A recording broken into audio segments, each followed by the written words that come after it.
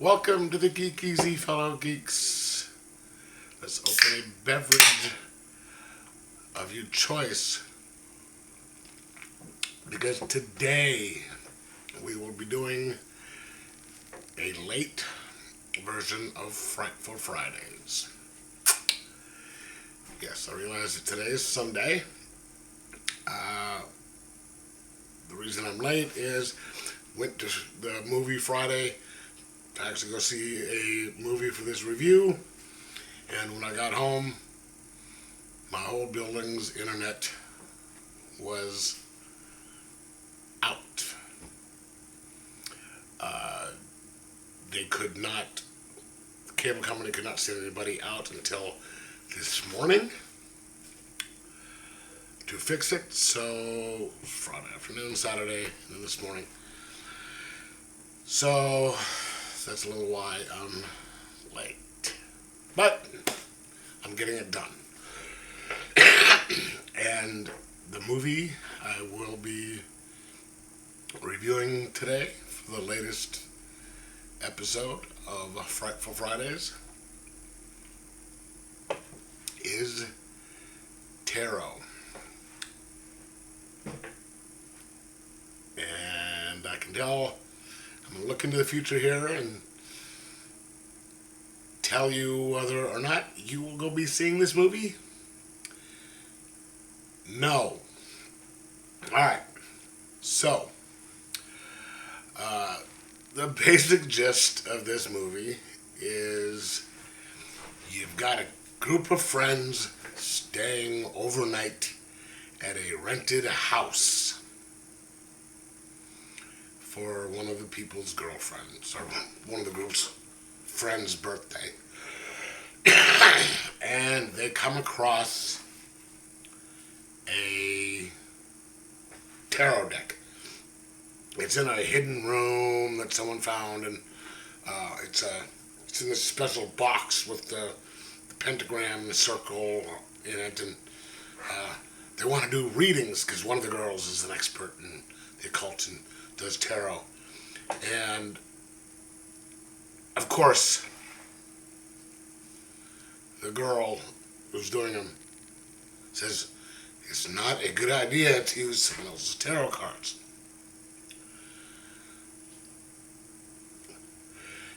To which all the people just poo-poo it, and she proceeds to do it anyway, and then gives everybody in the group a tarot reading. And of course, everyone begins to die in sort of ways corresponding with the reading. Kind of a cool concept. But then you see it put in practice. This movie is so by the numbers that even by the numbers movies are going, dude, you're predictable. You have every stereotypical type of character from these movies in there. You know, you've got the central character who does the readings. She is the wise one, the one who's cautious, and she doesn't, it turns out that she's kind of like the caring one. Her boyfriend, or ex-boyfriend, something happened, and, they had to, they're having relationship problems. You've got a wise-ass little character that you can't tell whether it's gay or not. And that's done by the guy who played Peter Parker's best friend in the new Spider-Man movies. So he's basically playing the same character that he did in those movies. And a group of other people, and each one is just, it's, very tightly done of each one of these stereotypical type of characters. And then later on, you find there's the one person who not only can help them, but knows exactly about what's going on because of the group, because of what happened to her. they know exactly what the problem is because, the, you know, they did some studies and stuff, and they reluctantly agree to help. I mean, it's just like, dude, you can call it from the beginning, and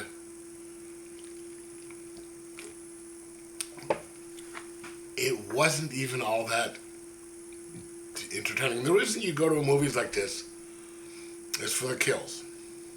I mean, come on. You don't go to movies like Friday the 13th, Nightmare on Elm Street, anything like that, for the plot. Who are we kidding? A lot of these things, it's because of the kills. Now, I guess they try, and there's a couple of them that are a little bit interesting, but this movie is PG-13, so you can't have any good kills in this thing because it's PG-13. They aren't gonna, you're not gonna be able to have these spectacular kills like you have in stuff like Hatchet and stuff like that. It just, and then you add the utterly boring characters that you didn't care for any of them. In fact, I found myself wishing that they'd get killed off quicker. It's like, come on, when's this asshole getting killed off? And when's this, when's this one gonna get kick, and how are they gonna go? I hope it's painful. Just because they're so boring and uninteresting.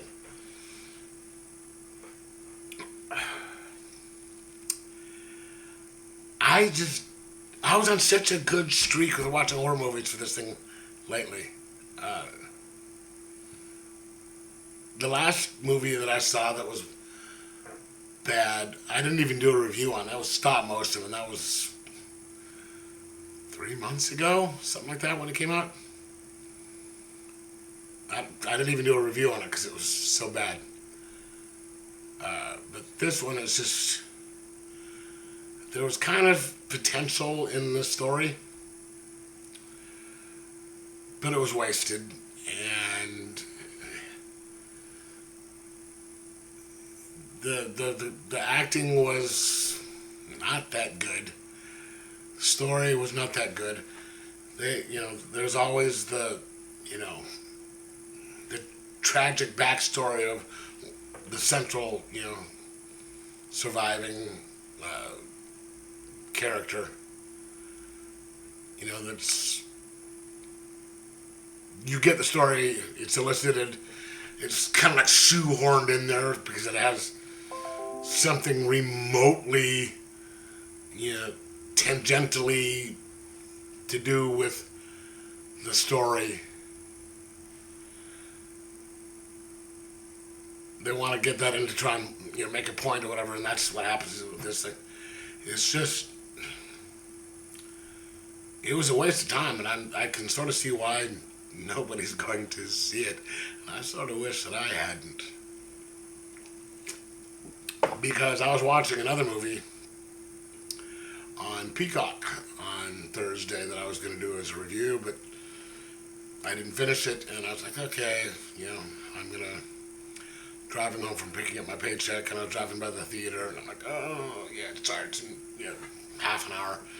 Might as well go see it, and I wish that I hadn't done it. But, don't. That's all I have to say is, don't. I'm going to give it a 2 out of 5. Just because there was like one kill that was kind of interesting. But yeah, so 2 out of 5. Don't bother. I don't think you really need tarot cards or someone to tell you the future to tell you that this movie sucks. Because all you have to do is listen to me and probably a lot of the other people who have done reviews on it. Yeah, just don't. It's bad.